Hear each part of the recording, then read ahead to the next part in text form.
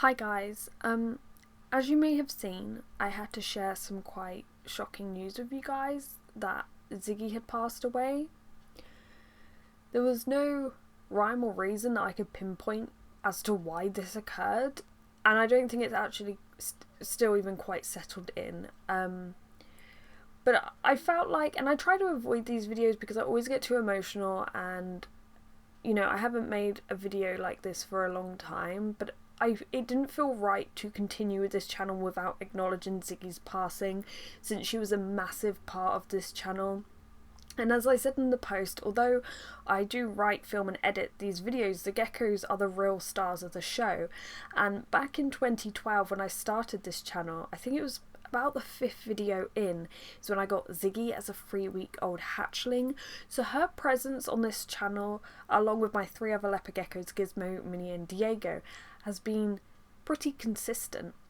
So to lose one is incredibly tough. It just doesn't feel right. And I've been thinking about how to do this video because I've tried to do it a few times and I end up crying and you can't understand the thing I'm saying and it's just a mess. And actually I wanted to try to make a more positive video. I often get caught up sometimes, or even traumatized, by the death of a pet. Almost, you know, it consumes everything and I forget about all the wonderful years we actually had together. And that's what I wanted to focus on today. I remember when I first got Ziggy, I couldn't believe how small she was. It'd been such a long time since I'd seen a baby leopard gecko, and I think she was about the size of my thumb. She was bright yellow and pink because when they're little they're almost see-through, so you get all the colours.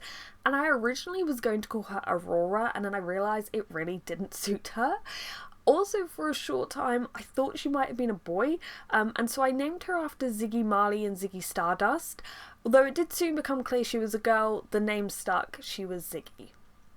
Now, she lived her life next to Minnie, and often when I'd go to feed them, I'd open both doors, they'd both come running to the front, and I'd pop in an insect for Minnie, and then one for Ziggy, and back and forth. And sometimes when they were particularly hyper and say I was like hand feeding them a mealworm, I would hand feed Minnie one, and as she's eating it, Ziggy's looking over like, hey, when's it my turn? And then back and forth, and they were just so hyper. And I've had to obviously feed Minnie since Ziggy's passing, and that was incredibly hard because it's you're used to them both being there. But yeah, so she was Minnie's neighbour.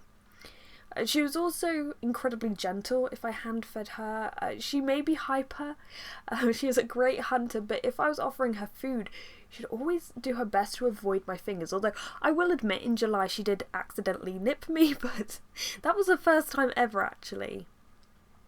She was also the queen of splooting. She even had her own merch. I'm wearing it today. I wanted to sort of honour her in that way. As soon as I gave her the deep heat projector and a big slate hide, she produced some of the most fantastical sploots. She could make any rock or slate look like the comfiest of beds. The night that I found that she'd passed away, she just looked like she was asleep. Just curled up. I will admit this has made me quite paranoid every time I see a leopard gecko asleep because they just look normal. There are some animals, and not to go too deep into it and be morbid, but there are some animals that once they have died, rigor mortis sets in, they change, they obviously look dead. Leopard geckos don't. And I think that's one of the hardest things, you know? She just looks like she's sleeping. To say I was in shock would be an understatement. I can't remember much, but apparently I ran downstairs and collapsed on the ground. I think also because Gizmo and Minnie are my eldest too. Gizmo's like 14, Minnie will be 13. You know, it's like you're worrying about your grandparents, but someone younger and much healthier suddenly dies and you don't understand it. I could never have ever predicted anything would have been wrong with Ziggy. So this was really, really difficult. But I do want to say thank you to you guys, because your support, whether you've reached out to me privately or in a comment, it really does mean a lot. I haven't been able to really bring myself to reply to comments because it's just been so difficult. But thank you. as I said, I always sort of thought Ziggy being the youngest, she'd be the last one standing in a sense. She never noticeably had any health issues at all. She was eating, drinking, pooping, splooting. She was alert all the way up to the end. And I think that's what we need to focus on. You know, to me, her life was cut short. And it may simply be down to genetics. But regardless, I must focus on the fact that we had 7, almost 8 years together, and they were full of wonderful memories. I never had to, she was never sick or anything. As I said, she was alert and normal up until the end, and I have to focus on that. I also realised today that when I got her in 2012, I haven't been on a holiday since I got her, so I don't think me and Ziggy's ever spent a day apart. So, obviously this is really hard. But I did actually want to share a clip, or I'm going to link it below. I was listening to the Chameleon Breeders podcast. It's a short 15-minute clip about mourning the loss of a chameleon, but I think it can apply to a range of pets, including your own lizard, if you're in a similar situation to me. However, he did point out in that podcast that when you lose a reptile, it can feel quite lonely, because not many people realise the bonds that we form with our scaly friends and how much they mean to us. And that's why I'm so grateful I have you guys to confide in. I know my family realises how much my geckos mean to me, but if you do see someone in the comment section who's lost a reptile or an amphibian or any pet for that matter, just be nice and try to support each other, because this is just incredibly tough to go through. As I said, this has taken some real time to sink in. The day my last video went up, I'd been rushing around all day trying to find the perfect wooden box to bury Ziggy in, and then we were going to bury her in a pot and plant it and everything, so all day was spent trying to sort out that. And by the time I got home, all of a sudden an alarm went off saying, you know, your video is going to go up in 5 minutes, and I was just like, I'm not even near a laptop, I'm just going to let it go up. However, I didn't want to post anything else before sharing this video. There are more videos scheduled. They were recorded at the start of August. I think there's 2 more to go.